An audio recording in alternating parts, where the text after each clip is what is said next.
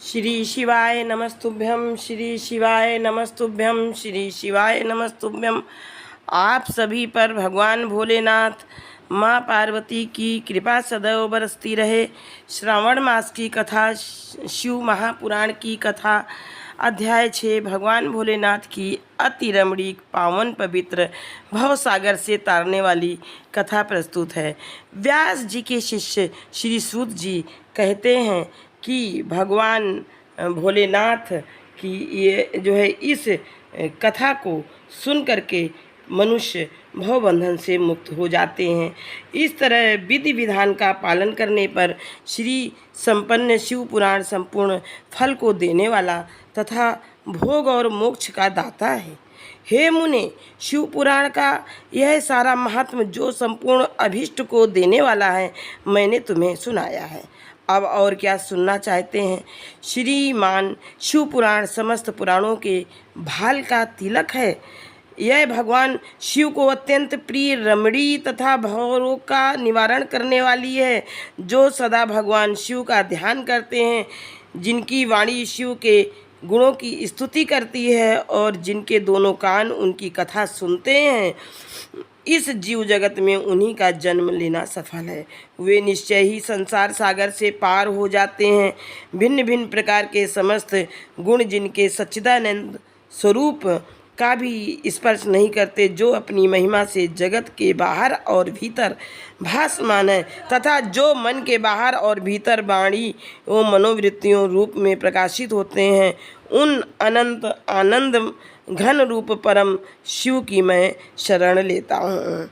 इस प्रकार से यह कथा भगवान भोलेनाथ की यह पावन कथा भव सागर से तारने वाली कथा है।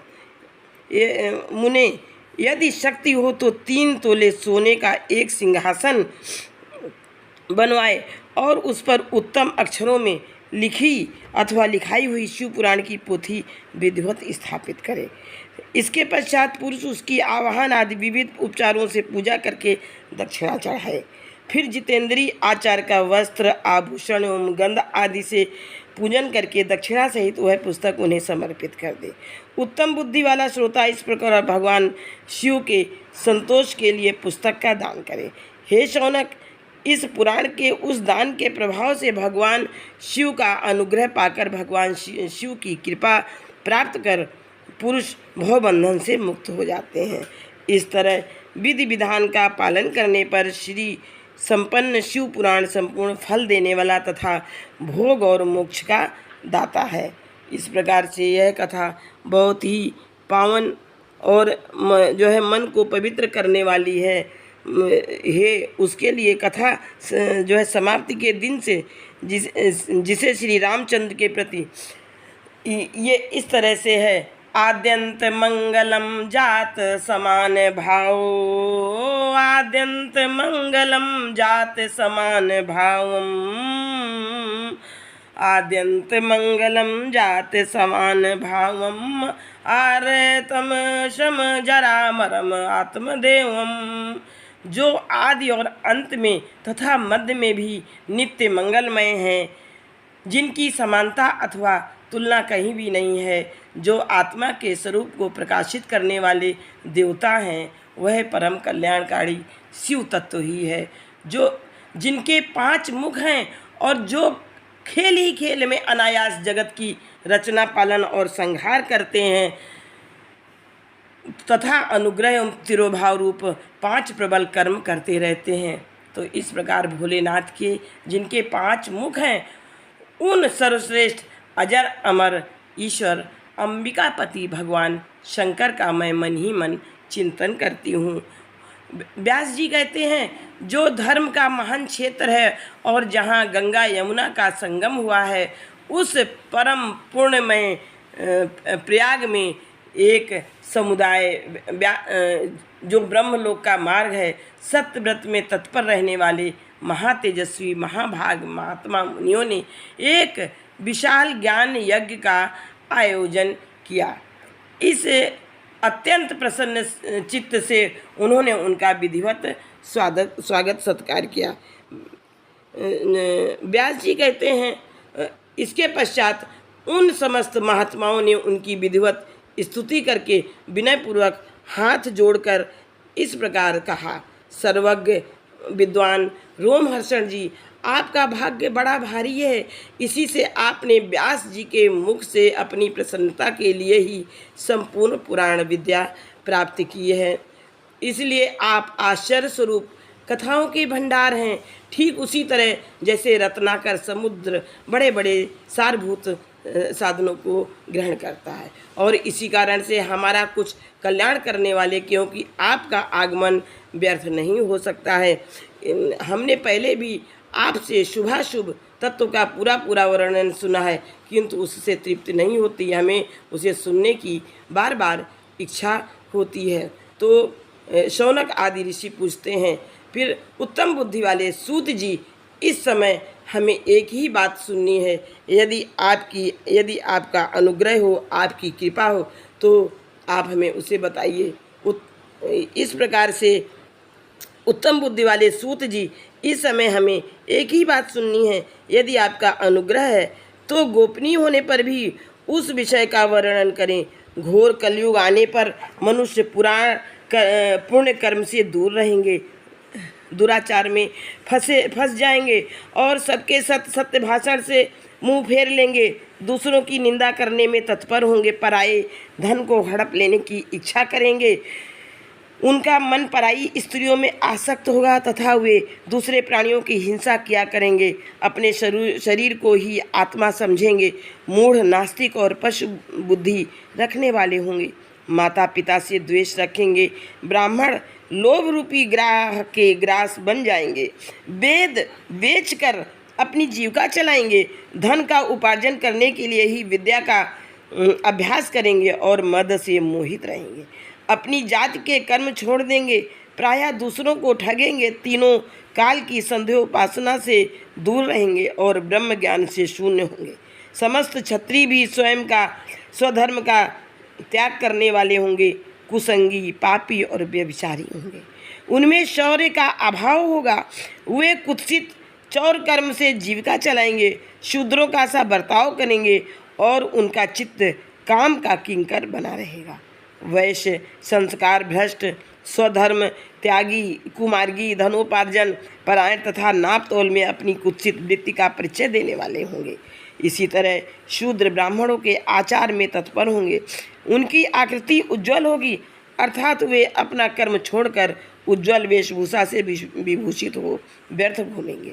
वे स्वभाव से ही अपने धर्म का त्याग करने वाले होंगे, उनके विचार धर्म के प्रतिकूल होंगे, वे कुटिल और द्विज नंदक होंगे, यदि धनी हुए तो कुकर्म में लग जाएंगे, विद्वान हुए तो वाद विवाद करने में सफल होंगे, अपने को कुलीन मानकर चारों वर्णों के साथ वैवाहिक संबंध स्थापित करेंगे, समस्त वर्णों को अपने संपर्क से भ्रष्ट करेंगे, वे लोग अपनी अधिकार सीमा से बाहर जाकर द्विजोचित सत्कर्मों का अनुष्ठान करने वाले होंगे।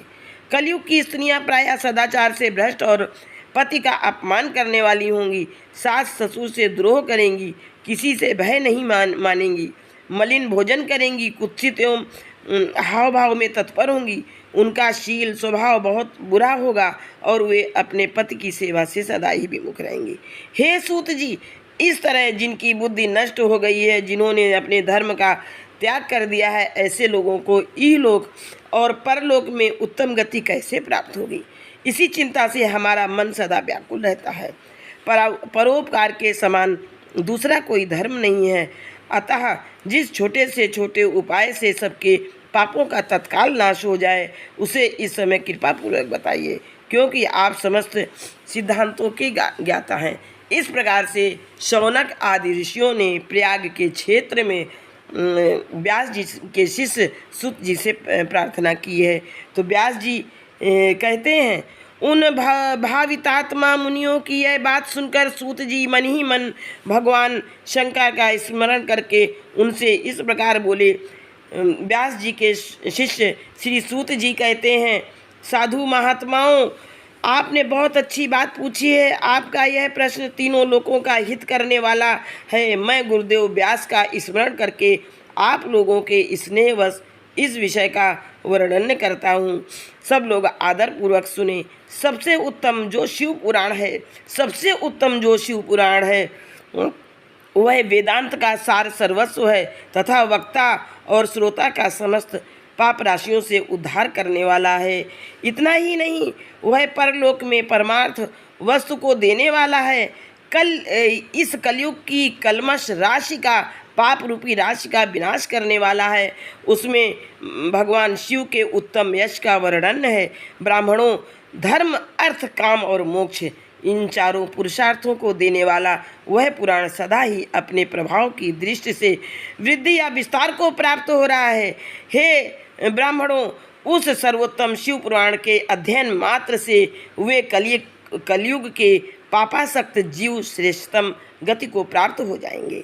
कलयुग के महान उत्पात तभी तक जगत में निर्भय होकर विचरण करेंगे जब तक यहाँ शिव पुराण का उदय नहीं होगा। इस वेद के तुल्य शिव पुराण, इसे वेद कल्प पुराण का सबसे पहले भगवान शिव ने ही प्रणयन किया था। विद्येश्वर संहिता, रुद्र संहिता, विनायक संहिता, उमा संहिता, मात्र संहिता, एकादश रुद्र संहिता, कैलाश संहिता, शतरुद्र संहिता, कोटि रुद्र संहिता, सहस्र कोटि रुद्र संहिता, वायवीव संहिता तथा धर्म संहिता, इस प्रकार इस पुराण के 12 भेद या खंड हैं। ये 12 संहिताएं अत्यंत पुण्यमयी मानी गई हैं। हे ब्राह्मणों, अब मैं उनके श्लोकों की संख्या बताती हूँ, आप लोग वह सब आदरपूर्वक सुने।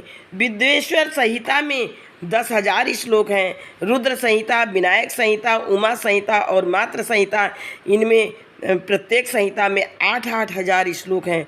ब्राह्मणों, एकादश रुद्र संहिता में 13,000, कैलाश संहिता में 6,000, शतरुद्र संहिता में 3,000, कोटि रुद्र संहिता में 9,000, सहस्र कोटि रुद्र संहिता में 11,000, वायवीय संहिता में 4,000 तथा धर्म संहिता में 12-12 हजार श्लोक हैं।